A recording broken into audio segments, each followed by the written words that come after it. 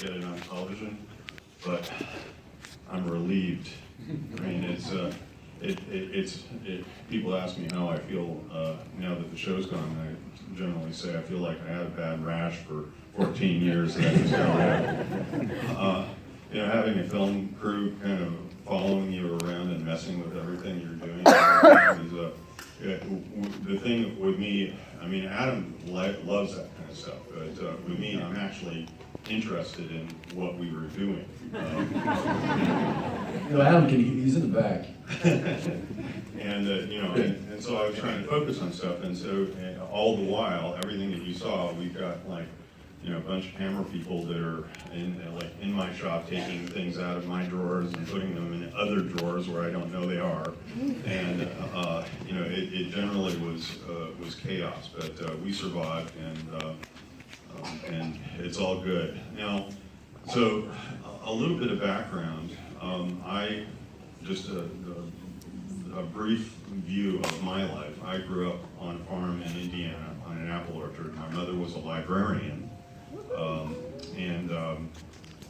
My father was a fruit grower, and I worked on the farm quite a bit. I bought a pet store when I got out of high school. I ran that for a few years. Decided it was actually hard, making a living in retail, and decided to go to school. And for some reason, I got a degree in Russian linguistics. I did that and then decided to take a vacation, and I'd always wanted to learn how to sail on an ocean. I'd sailed on little sailboats on lakes in the Midwest, but I wanted to go out on the sea, learn what that was like. So I went to the U.S. Virgin Islands, and 2 weeks after I was there, I had my own boat. 6 months later, I had my captain's license, my dive master's rating, and I ran a charter business for 4 years there.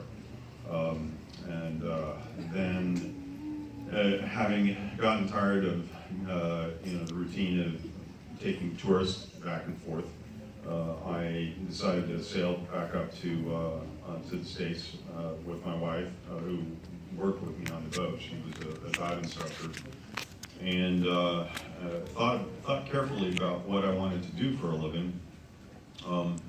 And so I studied it, and it's kind of a weird thing. People choose careers for a variety of reasons, but it often is not a direct result of who am I, what appeals to me, what am I good at, what would be the best thing for me, and get real methodical about it. It's an important decision, one of the most important decisions about your life.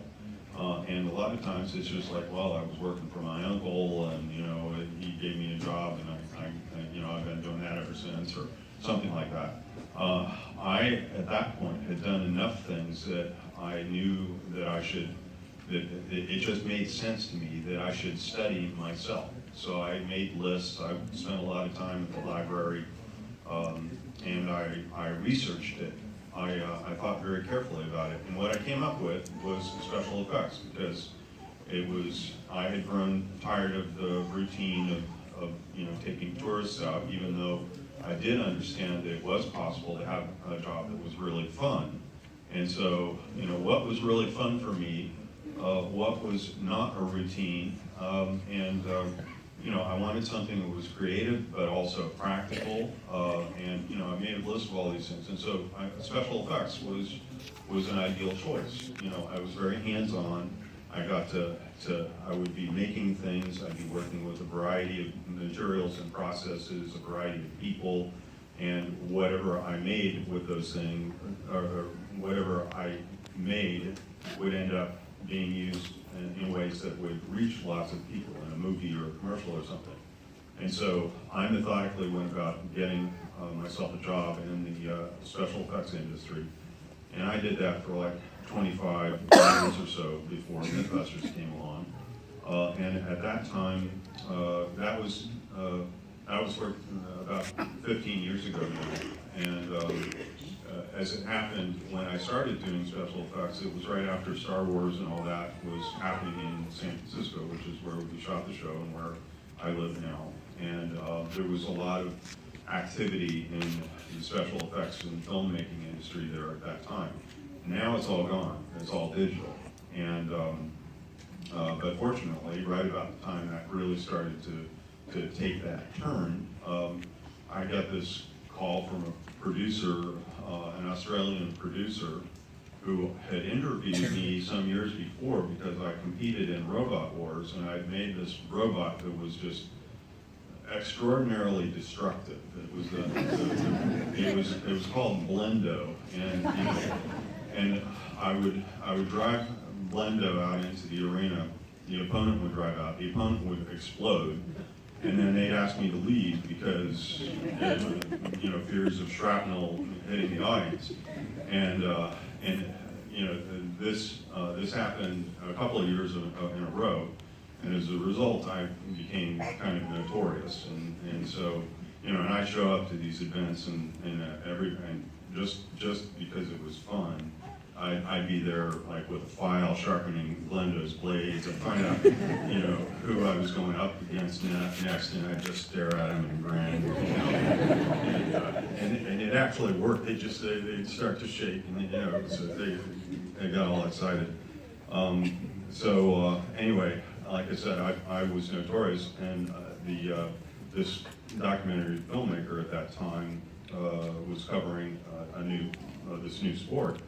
And some years later, he would have the idea to do a show about urban legends that would become Mythbusters. And his concept was simply that he knew that effects guys like me, our job is to make anything that a director or producer can come up with, and so he figured that, you know, putting me as a host in a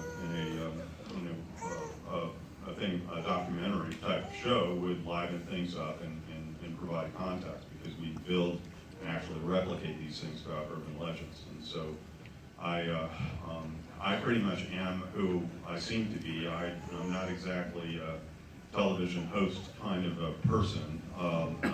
I'm intrepid is the thing, and I'll try. You know, I'm not afraid to get into anything. But I knew, like, I'm just not a chatty kind of a guy. And so I called up Adam, who was an employee of mine and a lot more of a ham than I am. And you know, I asked him if he wanted to do a demo tape to see whether this would happen, and it did. So that's kind of the story of my life.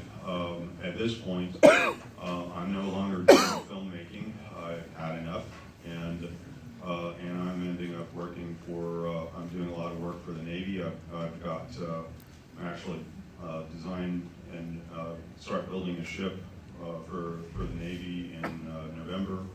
I'm doing a bunch of other interesting things like that. Things like putting circular saws on drones to trim trees with. So, you know, it's I've got the shop that Mythbusters was in is now all the filmmaking stuff is gone, one of my favorite projects, I have a tank in there now that I'm converting to remote control. So anyway. Life and Times of Jamie Heineman, huh? A remote controlled tank, that's a good idea? Well, this is actually, okay, this is an interesting story. There's more to that story. Yeah.